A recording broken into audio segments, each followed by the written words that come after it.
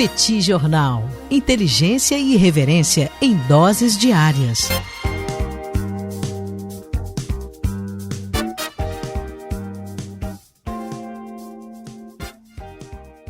Olá, gente. Bem-vindos, bem-vindas ao Petit Jornal e ao ano de 2026. Esse é um BP Extra, é um bate-papo extra. O Petit Jornal fez uma pequena interrupção durante seu recesso por conta dos graves acontecimentos que ocorreram na última madrugada. Pois bem, estamos aqui, professor Tanguy Bagdadi e Daniel Souza, para esse episódio especial do Petit Jornal. Nós estamos gravando numa live no YouTube do Petit Jornal, são exatamente 14 horas e 17 minutos do sábado, 3 de janeiro de 2025. Como todo bate-papo extra que nós gravamos aqui no Petit Jornal, esse acontece por motivo de força maior e ele terá como temática um único assunto, né, que será, obviamente, o ataque realizado pelos Estados Unidos à Venezuela nas primeiras horas desse dia 3 de janeiro e a captura do Nicolás Maduro. Inclusive, já tivemos até uma imagem dele divulgada pelo presidente Donald Trump. Também vamos falar um pouco sobre o pronunciamento do Donald Trump, reações internacionais, além do fato em si. Tudo bem, professor Bagdadi? Bem-vindo a 2026. Feliz ano novo para você e para todos os nossos amigos e amigas do Petit Jornal. Tudo bem, Daniel Souza? Vamos lá para esse bate-papo extra, dia 3 de janeiro. Não bastasse ser 3 de janeiro, é sábado. Sábado, 3 de janeiro, Donald Trump nos tirou mais uma vez, diga-se de passagem, do nosso recesso.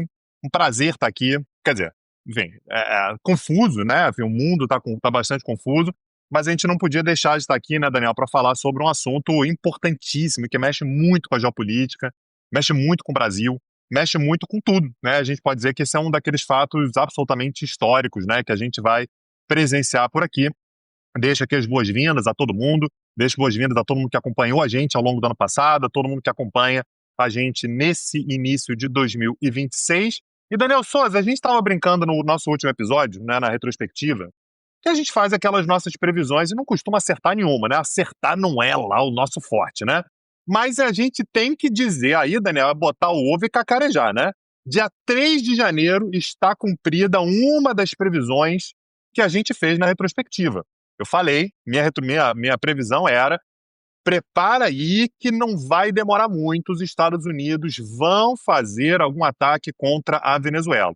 Isso não é bola de cristal e são os indícios que vêm sendo dados. Os Estados Unidos eles vão preparando o terreno, começa a colocar um monte de navio ali nas redondezas, né? Navio de guerra, manda porta-aviões, aí começa a justificar juridicamente, não, porque o Maduro ele é o chefe do narcoterrorismo, do narcotráfico, os Estados Unidos agora tem a possibilidade de agir fora do seu território quando for para casos como esses. Aí começa a dizer que apresenta lá o corolário Trump, a doutrina Monroe, né? Então dizer que a ideia de América para os americanos está mais viva do que nunca, aqui é nosso território. Me parece que era uma progressão que estava levando exatamente a esse ponto que a gente está vendo agora. E quero ressaltar o tamanho da semelhança que a gente tem entre isso que aconteceu no dia de hoje e o que aconteceu em dezembro de 1989, quando os Estados Unidos fizeram algo parecido no Panamá, né, contra o Manuel Noriega, que era presidente do Panamá, envolvido com o tráfico de drogas. Esse aí não tinha muitas dúvidas, né, que era envolvido com o tráfico de drogas. Os Estados Unidos, né, na época presididos pelo Bush pai, né, pelo George H.W. Bush, fizeram um ataque e prenderam Manuel Noriega, levaram para a prisão nos Estados Unidos, foi julgado segundo as leis americanas, que é o que vai acontecer com Nicolás Maduro, né, Daniel? É verdade. Aliás, a Procuradora-Geral dos Estados Unidos, a Bondi, já destacou exatamente isso, que o Maduro será julgado em Nova York, no Distrito Sul de Nova York. Aí ela elencou uma série de crimes relacionados e correlatos ao tráfico de drogas. É muito impressionante como o Donald Trump, no seu discurso, fez referência justamente a presidentes anteriores, destacando que em outros governos os Estados Unidos implementaram operações muito mal sucedidas, muito pouco planejadas e que no governo dele havia sido diferente. A bem da verdade, foi realmente uma operação de cinema, porque foi muito rápida, foi muito cirúrgica. Você teve ali um ataque a uma base aérea em Caracas, os americanos foram prenderam Maduro, capturaram Maduro, botaram no helicóptero e levaram para um navio da Marinha dos Estados Unidos, onde ele está em deslocamento para o território americano. Isso chamou demais a atenção, como esse movimento foi brusco, e também chamou demais a atenção a inoperância ou a falta de reação das Forças Armadas da Venezuela. Quer dizer, a Venezuela ela pode não ter reagido por duas razões principais, me parece. A primeira, por uma falta de capacidade operacional, né? Nós estamos falando de um país que tem muito equipamento militar russo e a falta de peças de manutenção de equipamentos russos é uma tendência no mundo já há vários anos em função da guerra entre Rússia e Ucrânia. A Rússia passou a dar prioridade para o abastecimento das suas próprias forças armadas. E uma segunda hipótese, Tanguy, que não necessariamente elimina a primeira, é que houve ali, digamos assim, uma certa facilitação por parte das Forças Armadas da Venezuela. Como quem diz, olha, leva o cara aí, né? Não vamos morrer abraçados a ele. E também chamou muito a atenção, e eu acho que esse é um aspecto que vale a pena esmiuçar, o Trump sugerindo que a Venezuela vai ser administrada pelos Estados Unidos até segunda ordem. Pois é, a primeira coisa, né, que eu queria abordar foi a invasão em si, né? Lembrando que não apenas Nicolás Maduro foi levado para os Estados Unidos, a esposa dele também, né, a Cília Flores. Você falou sobre a Pam Bondi, né, Daniel, que é a procuradora-geral dos Estados Unidos. Segundo ela, a Cília Flores, a esposa do Maduro, também vai ser julgada pelos mesmos crimes. Aí as acusações são tráfico de drogas, quadrilha para compra de armas, né, para compra de armamentos, né, enfim, outros crimes correlatos. Então vai ser julgado no Distrito Sul de Nova York. Então esse é um ponto importante. E um ataque, Daniel, que, como você disse, é um ataque cirúrgico. A gente está falando sobre dezenas de helicópteros do modelo CH-47, né, que é o Chinook. Esse Chinook ele já foi usado em outras guerras de grandes proporções, né, de grande porte. Você está falando sobre guerra no Iraque, Afeganistão, né, essas guerras tiveram a utilização desse tipo de helicóptero. E um ataque, de fato, aparentemente muito bem planejado, né? Uma coisa muito rápida, como você falou, realmente um ataque de cinema, foi algo muito cirúrgico, muito pontual, a ponto de, num determinado momento, Daniel, ficou até feio, né? Mas a Venezuela emitiu uma nota dizendo que o Maduro teria assinado um termo falando sobre um estado de emergência, enfim, que a Venezuela estaria em alerta máximo. Só que, nesse momento, Maduro já não estava mais por aí, Maduro já estava preso. Dizem as informações, aqui a gente está falando sobre informações que obviamente vêm dos Estados Unidos, que ele e a primeira-dama foram presos no quarto deles enquanto eles dormiam. Então foi algo realmente muito repentino, não daria para Maduro assinar absolutamente nada. E aí quem divulgou isso, né, a Venezuela divulgando isso, fica feio, fica claro na prática que era apenas uma tentativa de dizer que estava tudo bem, né, que o Maduro ainda estava no comando da situação. Quando se deu conta, aí você começa a ver imagens, né, de bombardeios, né, áreas de Caracas que foram bombardeadas basicamente em instalações estratégicas, né, então áreas no porto, você teve o ataque a áreas que não dá para saber se são apenas simbólicas ou estratégicas também, mas, por exemplo, o museu, e que serve de mausoléu para Hugo Chávez, foi bombardeado também, então isso tem um peso simbólico muito grande. Maduro não é um Maduro sem a memória de Hugo Chávez, né? Você ter aquela instalação ali bombardeada, era uma instalação militar, sim, mas ter aquela instalação militar bombardeada tem um elemento simbólico bastante importante, mas algo realmente muito, muito rápido. E aí, Daniel, eu quero dar um pulo para o que você já levantou a bola, que foi o pronunciamento que Donald Trump fez às 11 da manhã de Washington, eu não lembro agora se ele está em Washington, se ele está em Mar-a-Lago, ele está em Mar-a-Lago, na verdade. Está em Mar-a-Lago, ele está na Flórida. E 1h aqui no Brasil, estava marcado para 1h, acabou começando por volta de 1h30 aqui no horário de Brasília.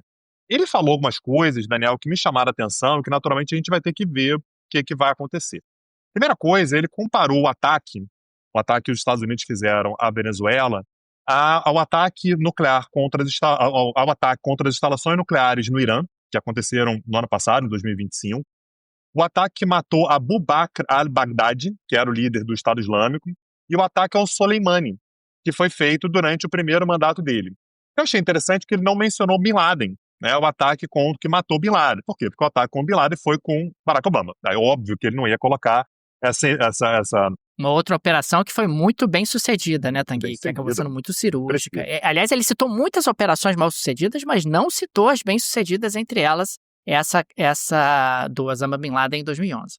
Pois é, ele falou bastante sobre as acusações todas contra Nicolás Maduro. Ele falou um dado que me parece absolutamente questionável, mas sabe-se lá, que 97% das drogas que chegam nos Estados Unidos vêm da Venezuela. Pô, 97% é muita coisa, Daniel. Ainda mais quando você tem uma fronteira daquele tamanho com o México. E, aliás, assim, eu já acertei a primeira, Daniel, eu tô me sentindo à vontade pro próximo cartucho, tá?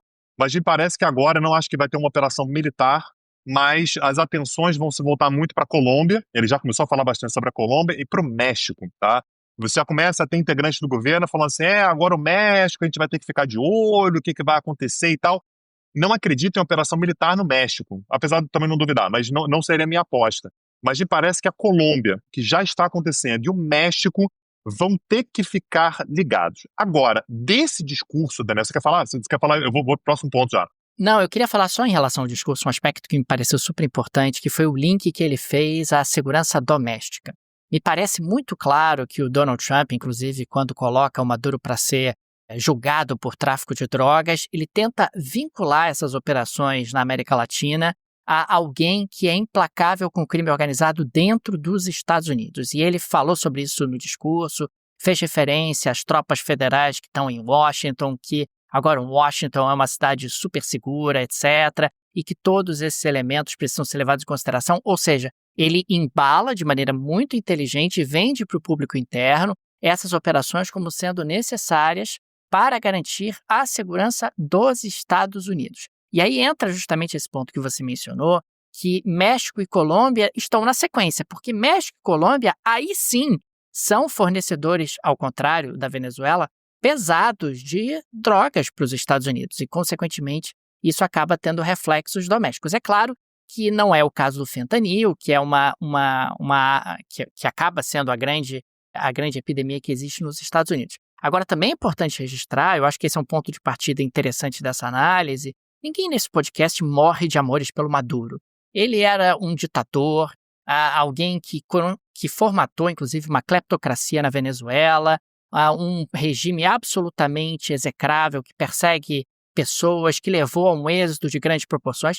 Agora, a operação do Trump ela é ilegal pelas leis internacionais e pelas leis americanas. Afinal, ele acabou atacando um país estrangeiro, um país soberano, sem qualquer tipo de autorização do Congresso americano. Pois é, não, esse é o ponto crucial, né? Assim, não apenas internacionalmente. E aí, eu acho que o link que você fez aí é perfeito, né, Daniel? Quando ele fala sobre segurança doméstica, o que ele está dizendo é o ataque à Venezuela não precisava de autorização do Congresso, porque é uma questão de terrorismo.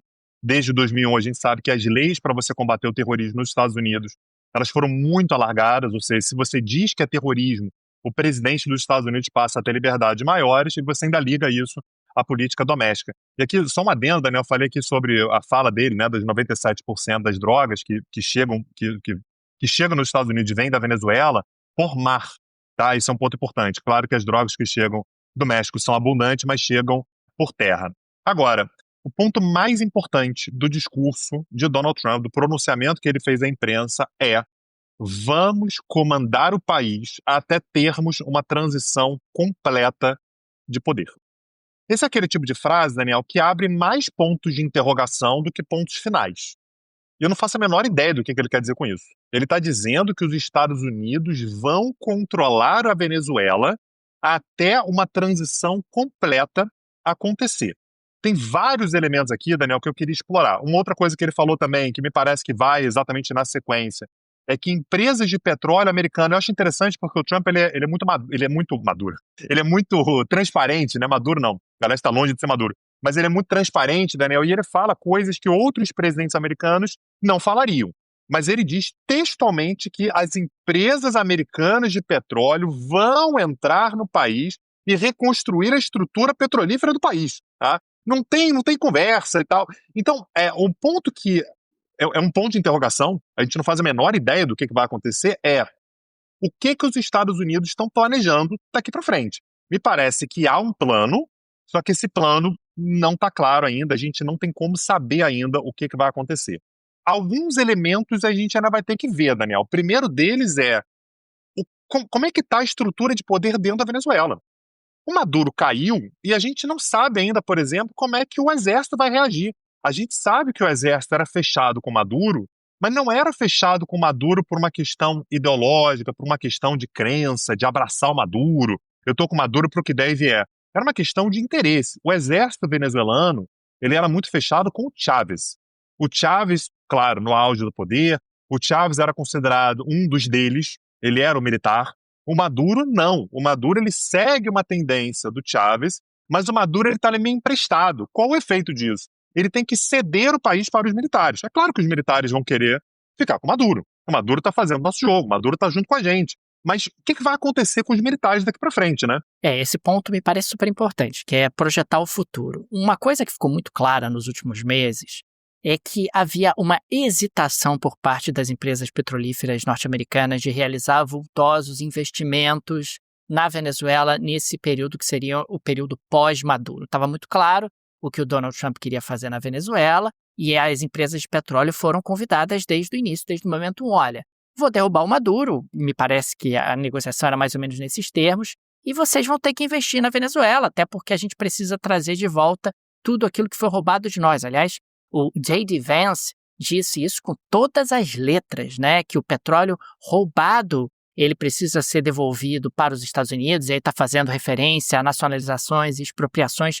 que aconteceram por parte da Venezuela nas últimas décadas. É bem da verdade, a gente tem nacionalização do petróleo venezuelano desde a década de 70, isso não é exatamente uma novidade, embora, claro, tenha sido fortemente intensificado durante o regime do Chávez / Maduro. Só que essa também é uma grande interrogação, porque nós temos uma produção petrolífera na Venezuela que foi muito sucateada ao longo dos últimos anos. Você precisa fazer muito investimento na Venezuela, mas muito investimento na Venezuela para que o petróleo possa voltar a ser bombeado e explorado em uma escala que a Venezuela teria a capacidade de produzir. E não está claro, e até bem pouco tempo atrás estava claro que as empresas não estavam muito empolgadas com essa possibilidade, mas não está claro se essas empresas americanas vão estar dispostas a comprar de corpo e alma essa agenda do Donald Trump. Vamos investir na Venezuela. Sei lá, Trump, porque vamos combinar que a Venezuela é meio instável, o petróleo não está exatamente no seu melhor momento em termos de preço no mercado internacional, você está pedindo para a gente fazer investimentos de longo prazo e todos esses aspectos acabam trazendo muita incerteza e eu não sei exatamente se eu estou tão afim de fazer esses investimentos, quais garantias você vai me oferecer para que o meu investimento tenha o retorno esperado. E a bem da verdade, a não ser essa fala absolutamente etérea do Trump, nós vamos administrar a Venezuela, que ninguém sabe exatamente o que isso significa, você não tem essas garantias. E não tem como dar essas garantias às empresas americanas. E isso é algo que chama demais a atenção. Boa parte do petróleo venezuelano era exportado para a China. Aliás, 80% aproximadamente, oscilava um pouco ao longo do tempo. Tinha um pouco que ia para os Estados Unidos, tinha um pouco que ia para Cuba. Ali, inclusive, Cuba acabou reagindo de maneira muito forte, porque dependia bastante do petróleo venezuelano. E agora a ideia é que esse petróleo passe a ser controlado pelos Estados Unidos e pelas empresas americanas, até numa ideia de ressarcimento, como os americanos vêm colocando. Então, você tem essa outra frente de interesse, obviamente, em intervir na Venezuela, além de marcar a doutrina Trump, como você colocou, tem essa ideia de, olha, a América para os americanos, o hemisfério ocidental é nosso, China e Rússia saiam daqui, porque vocês não têm qualquer tipo de direito de interferir aqui, o que me leva a um lugar muito assustador, né? Porque se todo mundo que tem poder resolver invadir quem não tem poder, o mundo vai se tornar um lugar meio perigoso, né? Aí a gente tem a chance de uma radicalização na Ucrânia, de um endurecimento, pelo menos no discurso da China em relação a Taiwan. É um mundo meio perigoso para o qual a gente está caminhando nesses termos, né? Pois é, na verdade, eu queria pegar esse ponto que você está falando, Daniel, sobre as empresas de petróleo, né? As empresas de petróleo americanas vão começar a investir e tal, e eu consigo ver essas empresas animadas por um lado, mas preocupadas por outro. Por quê? Porque, como vocês estão vendo, a gente não faz a menor ideia do que vai acontecer hoje à tarde. A gente está no dia 3 de janeiro, o ataque aconteceu na madrugada de ontem para hoje, não faz a menor ideia. Então, assim, algumas figuras que a gente naturalmente vai ter que prestar atenção. A primeira delas é a vice-presidente Delcy Rodrigues. Ela é vice-presidente, logo, segundo a Constituição, ela assumiria no lugar de Nicolás Maduro. Foi ela, aliás, que confirmou a operação. No primeiro momento, era uma informação meio desencontrada, não, o presidente Maduro está convocando aí um estado de exceção, um estado de emergência e tal. Ela pediu uma prova de vida. Na hora que ela pede uma prova de vida, Maduro não está mais aqui conosco, né? A gente quer saber se ele continua vivo. Então, Delcy Rodrigues, segundo a Constituição venezuelana, nesse momento é a presidente, o que é muito diferente de ser a presidente na prática. Outra figura que a gente vai ter que prestar muita atenção daqui para frente, saber onde é que ele está, o que ele está fazendo, qual é o papel dele, é o Diosdado Cabello. Diosdado Cabello é um cara que está ali no chavismo há bastante tempo, ele é um cara muito importante desde sempre no governo do Maduro e que nesse momento é ministro do Interior, Justiça e Paz da Venezuela. É outra figura muito importante. Outras duas figuras que a gente vai ter que olhar, Daniel, para saber onde é que estão, como é que vão se posicionar, até agora não vi nada sobre uma declaração deles, são Maria Corina Machado, a principal líder da oposição, e Edmundo Gonçalves. Edmundo Gonçalves foi aquele que disputou a eleição, aquela eleição que, enfim, foi o último capítulo da tentativa eleitoral do Maduro de justificar qualquer coisa, né, de legitimar qualquer coisa. A Maria Corina Machado não foi autorizada a disputar as eleições e Edmundo Gonçalves acabou disputando o lugar dela. Essas quatro figuras, Daniel, elas são fundamentais se a gente for pensar que Maduro não está mais no poder e que a gente vai ter que ver quem é que vai governar daqui para frente, sem que a gente tenha novas informações, né? Os Estados Unidos vão mandar um interventor, não me parece que os Estados Unidos vão mandar soldados, né, para ocupar a Venezuela, ocupar Caracas, mas no meio disso tudo a gente tem que se perguntar como é que o exército vai reagir, visto que Maduro não volta ao poder. Maduro não volta ao poder. Maduro não é Chávez, né? O Chávez sofreu um golpe lá em 2002, 2 dias depois estava de volta. Não é a mesma situação. Maduro não voltará ao poder. Os Estados Unidos, como a Daniel falou, já divulgaram uma imagem dele vendado, sendo levado para os Estados Unidos a bordo lá do USS Iwo Jima. Vai chegar nos Estados Unidos daqui a pouco, vai ser julgado. Não tem mais Maduro. Maduro é carta fora do baralho. O que acontece daqui para frente? Isso pode significar um racha, por exemplo, nas Forças Armadas? Pode significar um racha nas Forças Armadas.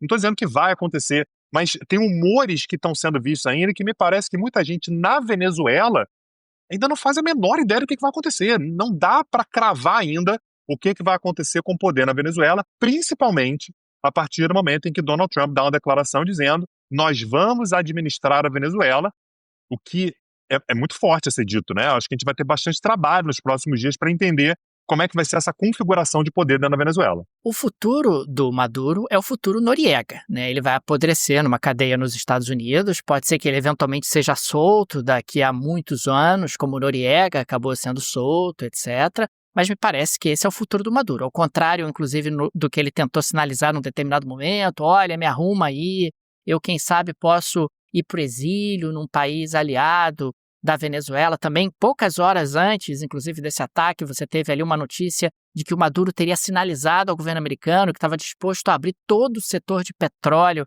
da Venezuela aos Estados Unidos, o que demonstrava ali que o Maduro, bem ou mal, sabia que a pressão estava aumentando, que havia a possibilidade de alguma coisa acontecer nas horas subsequentes. Agora, é muito surpreendente essa declaração do Trump, porque ela sugere um certo improviso. Eu custo acreditar que o presidente dos Estados Unidos não pensou no dia seguinte, né? Ok, vamos lá, capturamos Maduro, e o dia seguinte? Tenho certeza que os assessores do Trump levantaram esse questionamento nas muitas reuniões que devem ter sido feitas sobre o tema. Ou seja, não houve uma combinação com os militares, não houve uma combinação em relação ao dia seguinte, que também seria uma hipótese. Olha, você vira para os militares venezuelanos e diz: eu vou capturar o Maduro, vocês não reagem, e a gente faz aqui um bem bolado, faz um pacto entre nós, vocês seguram o país, mantêm o país em ordem, e eu retomo a produção de petróleo na Venezuela através de empresas americanas. Vocês recebem, de repente, um percentual, ou então eu não vou perseguir ninguém, a gente mantém aí os interesses de vocês de uma maneira ou de outra. E esse é um tipo de acordo, Tanguy, que eu veria sendo costurado pelo Trump, porque assim, ele teria uma vitória enorme para o público interno, ele poderia alijar a Rússia e a China de uma influência num país super sensível, super importante da região. A gente nunca pode esquecer, a Flórida é mais perto de Caracas do que Caracas de Brasília, né? A Venezuela está virada para lá, a Venezuela está virada justamente muito mais para os Estados Unidos do que para o próprio Brasil, e isso acaba sendo um elemento super sensível para os Estados Unidos em termos de política externa. O Trump não é o primeiro presidente incomodado com o chavismo na Venezuela. O Biden era incomodado com o chavismo, o Obama era incomodado com o chavismo, o George W. Bush não suportava o chavismo.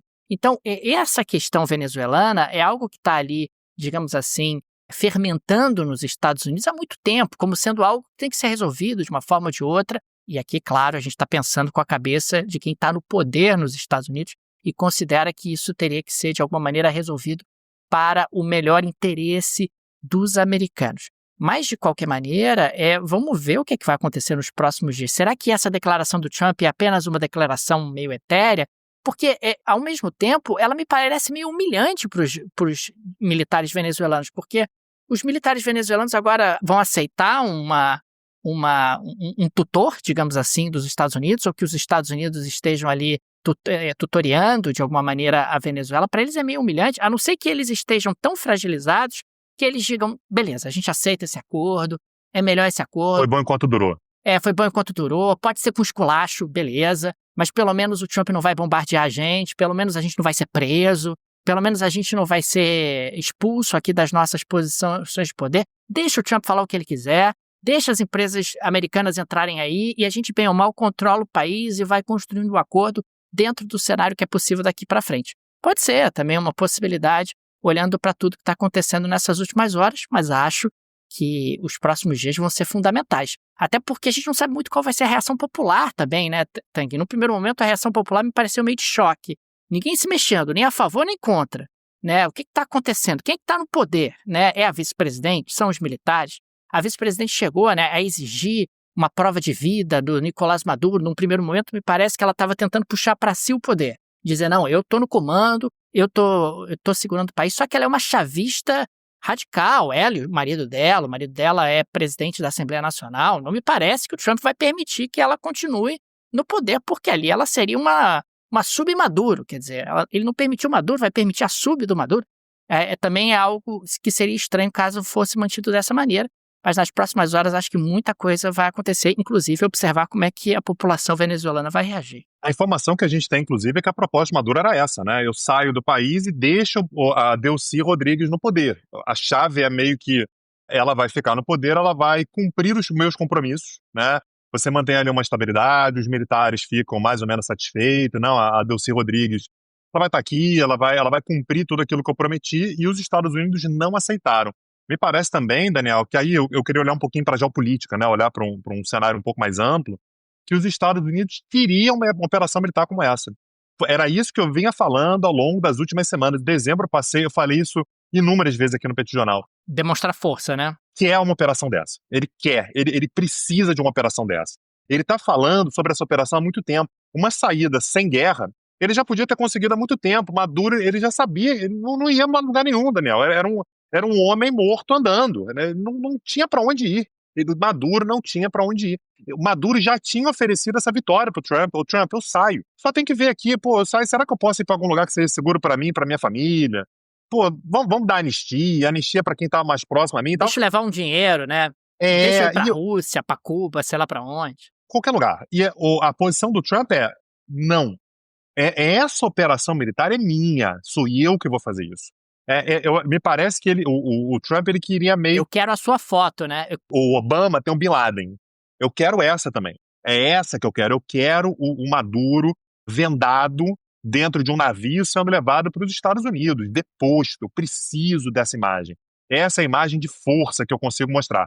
E aí, olhando para a geopolítica, Daniel, aquele documento que foi divulgado pelos Estados Unidos em dezembro, que era a estratégia de defesa, a estratégia de segurança dos Estados Unidos, que fala sobre essa ideia de que nas Américas quem manda são os Estados Unidos, também precisava dessa força. Não adianta eu apenas dizer que eu sou capaz de agir em qualquer lugar enquanto eu não ajo. Você está dizendo, mas agindo você não está. Não. Eu preciso agir com sucesso, com êxito. E aí o recado que fica a partir de agora é: vocês aí que estão contra mim, fica ligado. Porque eu tive coragem de fazer isso contra a Venezuela, que é o país que tem as maiores reservas do mundo de petróleo. Estou falando maior produção. A produção venezuelana é pequena. Mas em termos de reserva de petróleo, é a maior do mundo. Você imagina o que eu posso fazer. Não é por acaso que o Milei, por exemplo, estava dando pirueta de felicidade. Claro que o Trump está dizendo quem está fechado comigo vai se dar bem. Quem está contra mim vai se dar muito mal. E outro ponto importante, Daniel, a gente também falou muito ao longo das últimas semanas, né, enfim, antes do início do recesso, sobre essa visão que o Trump tem acerca das zonas de influência, né? Aliás, a gente vai ter uma aula gratuita que vai acontecer no dia 13, daqui a 10 dias, né, Daniel? Dia 13 de janeiro, a gente vai ter a primeira aula gratuita do ano e, de forma muito feliz, né, a gente escolheu o tema dos novos impérios, né?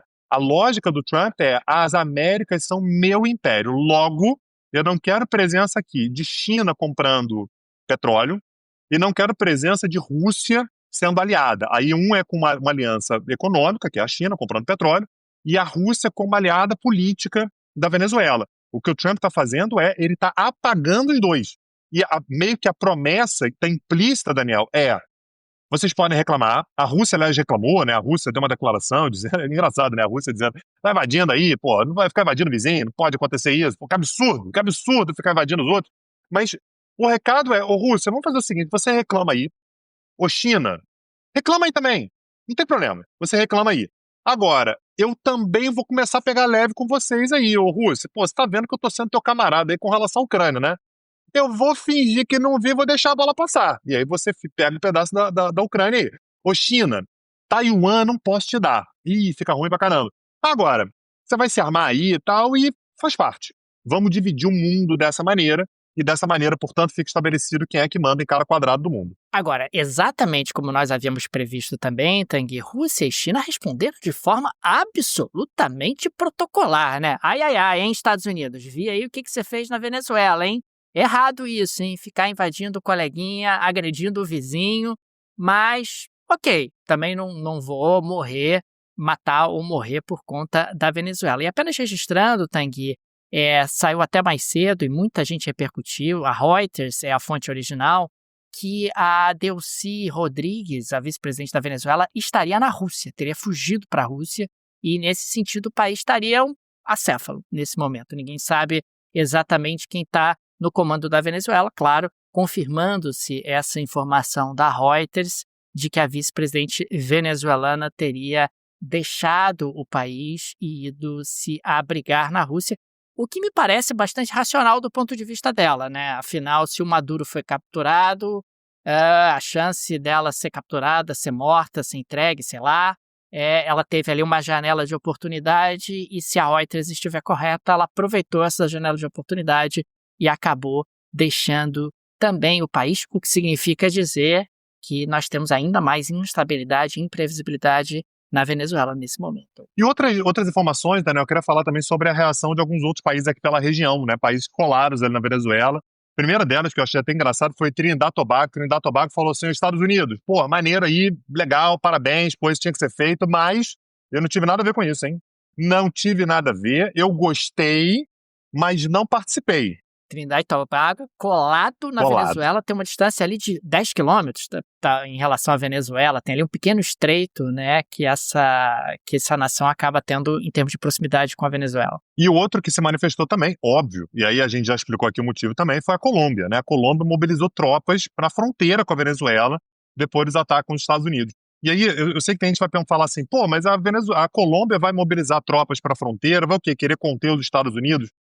Não é isso, é porque a gente não sabe o que vai acontecer na Venezuela. A Venezuela vai entrar em guerra civil, a Venezuela vai ter disputa por poder, vai ter grupo ninguém sabe o que vai acontecer na Venezuela, né? Então, a Colômbia, que está na alça de mira, a Colômbia pode ser o próximo alvo. Mais uma vez, eu não acredito num ataque militar contra a Colômbia, né? Não me parece que seja esse o ponto, mas certamente, né, o Gustavo Petro vai ser muito pressionado, mas muito pressionado.